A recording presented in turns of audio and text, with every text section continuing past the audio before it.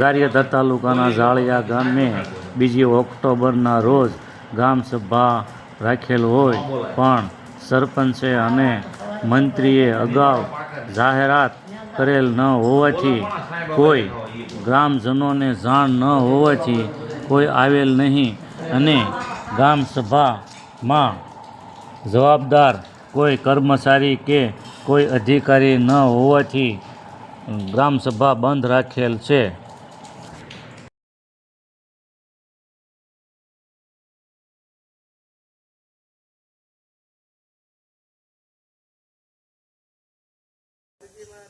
બીજા પ્રશ્નો છે પણ કાંઈ એનો નિકાલ થતો નથી। આ ભાઈનો પ્રશ્ન છે।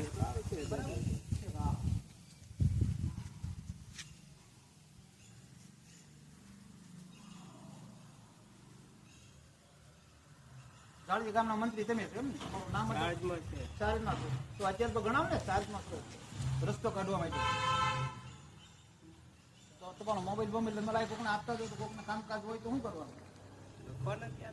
પંચાયત લખી નાખો, ગ્રામ પંચાયતમાં લખી નાખો ને, ગ્રામ પંચાયતે પેન્ટિંગ કરી નાખો।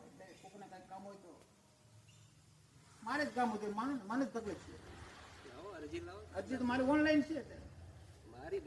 મને જે રજૂઆત કરવાની છે તમારે મને મેં ટીડીઓ ચાલો તમને ટીડીઓ સાહેબ છે એ તો કેસે મને સમજે એટલી એક વસ્તુ કે અવારનવાર ઘૂંટવાની ન હોય।